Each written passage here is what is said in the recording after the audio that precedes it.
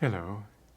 I'm going to talk today about the healing power of silence, an unusual topic. My spiritual teacher, Paramahansa Yogananda, had a vision when he was a boy. He lived in India, and so he was seeing an Indian village. He was standing near the marketplace, in the marketplace. And there were stall vendors shouting at each other. There were donkeys kicking up dust. There was noise, pandemonium.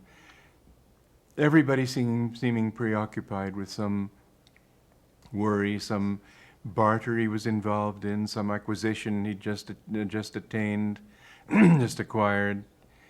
And then somebody stopped in front of him and looked up at a point behind where Yogananda was standing. And this look of inexpressible yearning came over his face.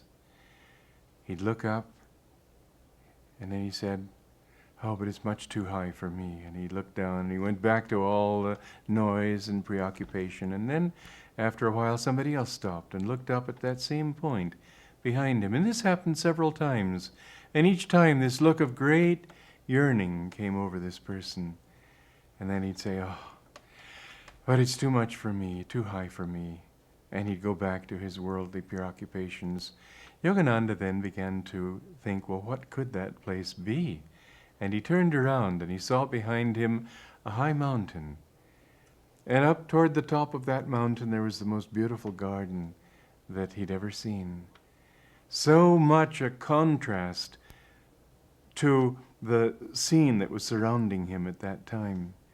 And the first thought that came to him, too, was, how I'd love to live there. And then the same thought came over him, oh, but it's much too high for me. And then something awakened within him, and he said, well, it may be too high, but at least I can put one foot in front of the other. And so taking one step at a time, finally he reached there. Well, so are we in our lives, that very often we dream of something, but we think it's too far away, too difficult, too high. And if we could take only one step at a time, which is all we can do anyway, if we could make up our minds to do that, we would achieve things that seem quite impossible. But haven't you very often, in what is often called the rat race of life, haven't you wished that you could somehow live a life that was more peaceful, that was less frenetic, less almost hysterical, driving you rather than you driving yourself, as if circumstances had taken over, and you could get no peace of mind because of all the demands that people were making of you, all the things you had to do, all the goals you had set for yourself. And finally, setting goals becomes a habit, so that even if you achieve a goal, you keep looking for another one and another. And so people become not more peaceful as they sort of chalk off one victory after another, assuming it's a victory, but rather more and more engaged, and therefore more and more full of trouble, worry, obsession, you might almost say. Isn't there something within you that says, oh, if only I could do something that was giving me what I really wanted? I used to meet in India people who would say, well, when all this is over and I've raised my children, I've finished my business, I retire, then I'll go to the Himalayas and I'll just be alone with God. But I was sure that they would never do that, because if you don't bring your Himalayas to where you are, you will never go to the Himalayas. You know that story of Muhammad, no doubt apocryphal, where he's said to have said, if the mountain won't come to Muhammad, Muhammad will go to the mountain. Well, there's a lot of truth to that, too, that we've got to go to the mountain now, live in that mountain, live in that peace, and then when those moments come that we can enjoy them really, then our spirits can soar.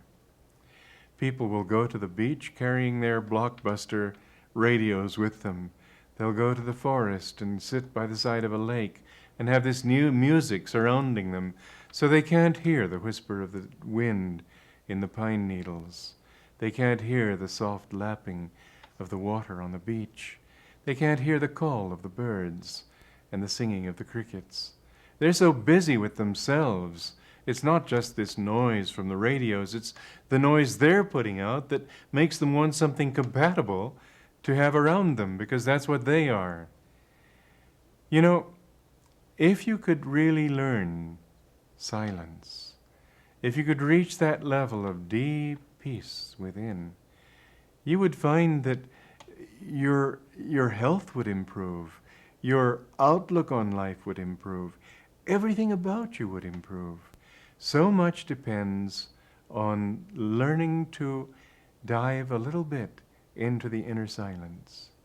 Now, this may sound like a beautiful poetic statement, lovely to read in a book on mysticism, and you put the book down with a sigh and go off and cook your bacon and eggs for breakfast.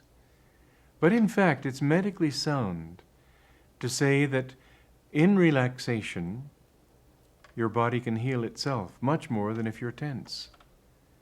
Because that tension creates blocks in the energy. It's sort of like if you had a piano and you wanted to move it. If you have that piano without legs on sandpaper, it would take a very strong man to move that piano. But if you have it on wheels, and the wheels are well oiled, and the floor is very smooth, then depending on how well oiled the wheels are and how smooth the floor is, even a child might be able to push that piano.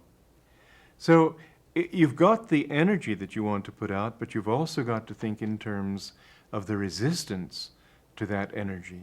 And most of us go through life as it were pushing on two sides of a door. We're trying to open the door, but the other part of our brain and energy are trying to close that door. When you are tense in your body, you're exhausting your supply of energy rather than being able to use it sensibly to do whatever it is that you need to do. Now, last week we talked about the importance of energy in the body for keeping the body well.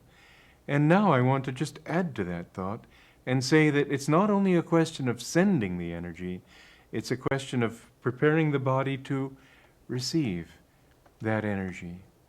The more you can learn to live with relaxation, the more you can learn to not be tight all the time. I remember going into a shop a few years ago, and I bought a suit, and the man was very uptight.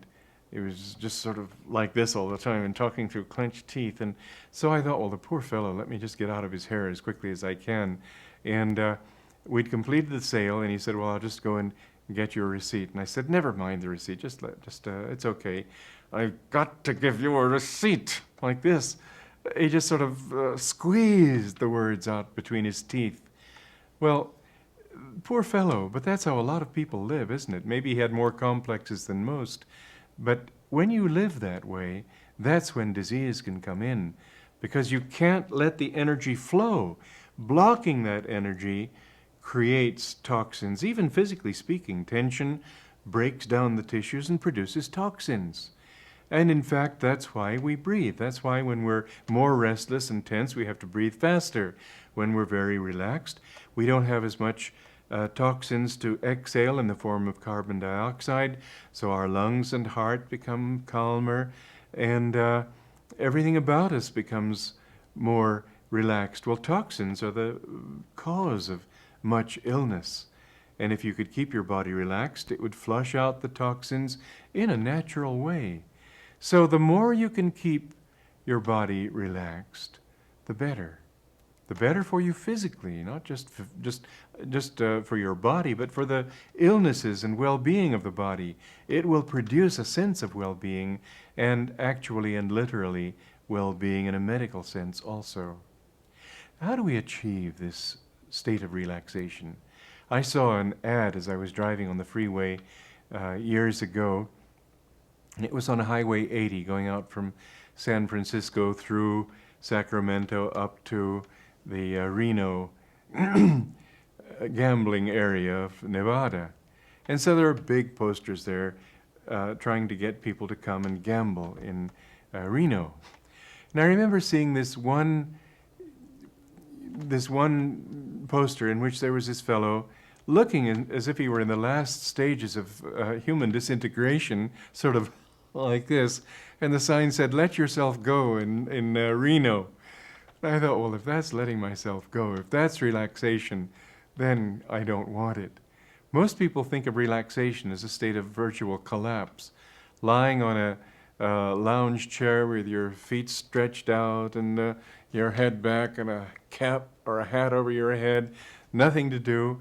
That's not relaxation. Real relaxation should be a state of great awareness.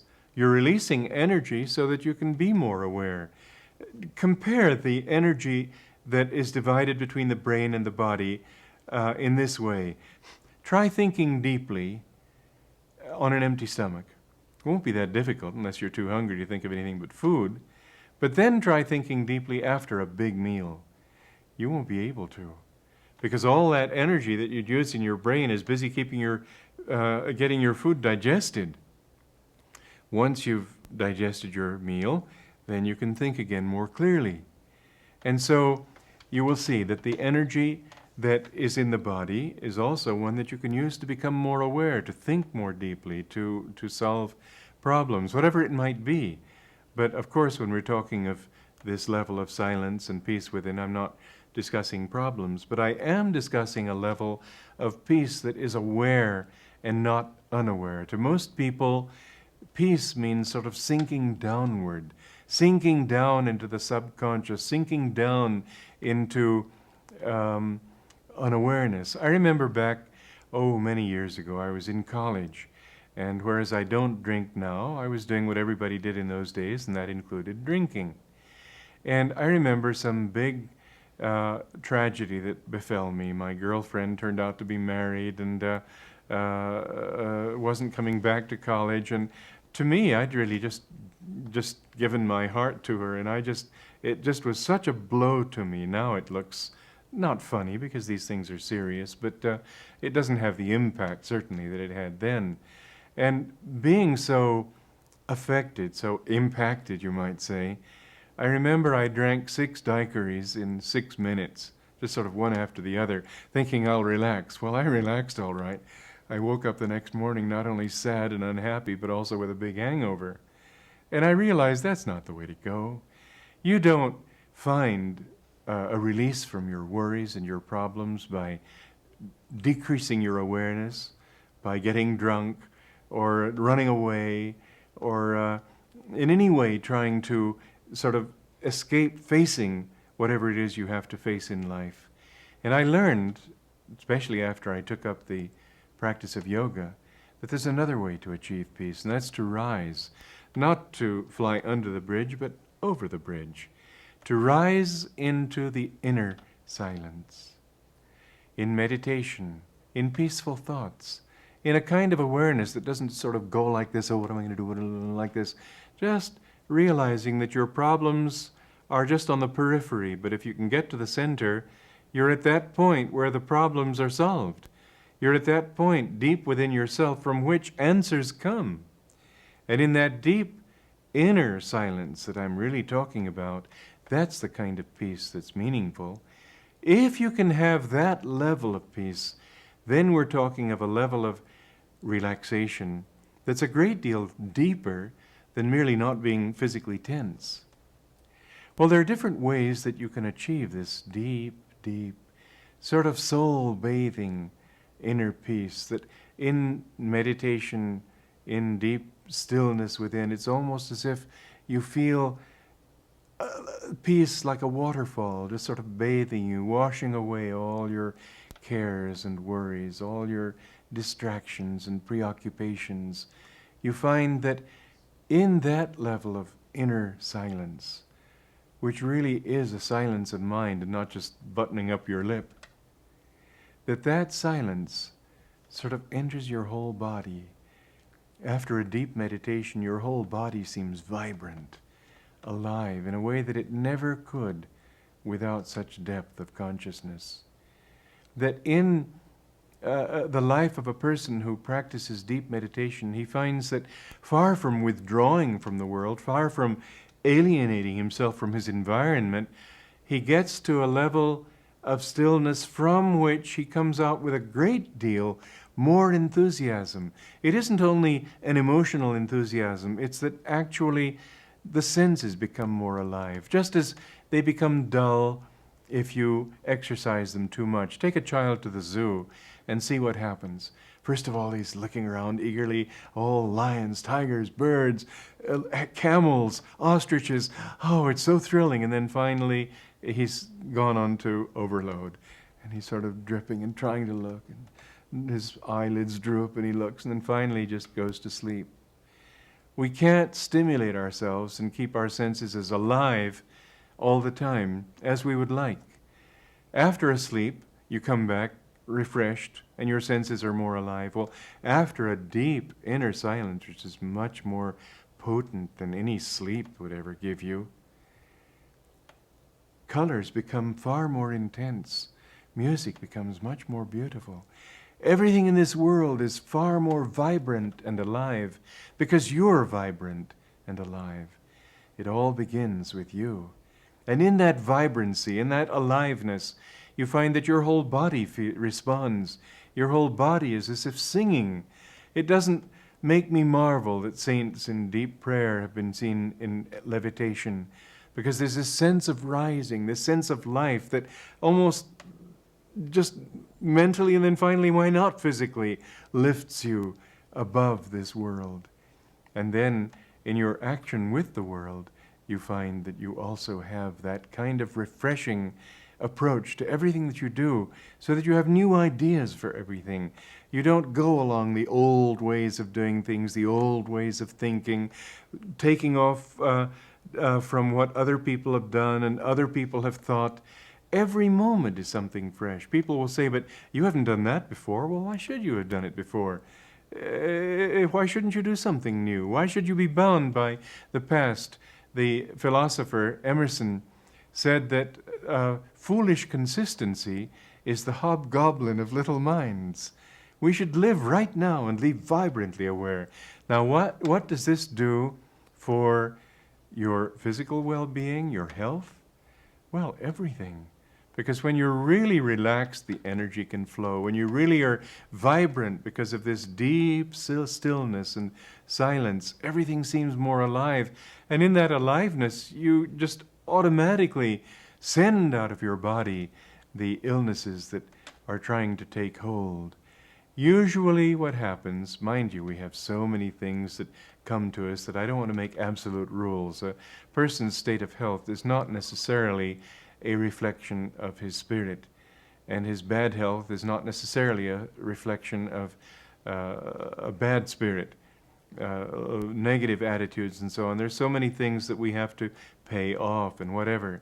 But the truth is that the more you have of this, the more you will be able to have the best health that's available to you at this time. And by and large, it will be radiant. Even in illness, you will find yourself radiant. I've read about some saints who are in a high fever and still feeling great joy and being able to counsel other people and so on. I knew one saint in India who on his deathbed was in a coma, and the doctors couldn't arouse any response from him, but disciples would come and with love would contact his spirit, as it were, because with love they said, "How are you?" And in that coma he would say, "Bahut acha, very well, very well." He had that state that transcended anything physical. Now, how can you get that state of relaxation? One thing will help you is to just very simply do this. Sit up, inhale, tense the whole body, exhale and relax. Do that several times. You'll equalize the flow of energy all over your body, and then when you relax it by exhaling, you will find that even parts that were tense without your realizing it become relaxed. Do that a few times, and then with that relaxation, go into deep meditation. See if it doesn't change your life.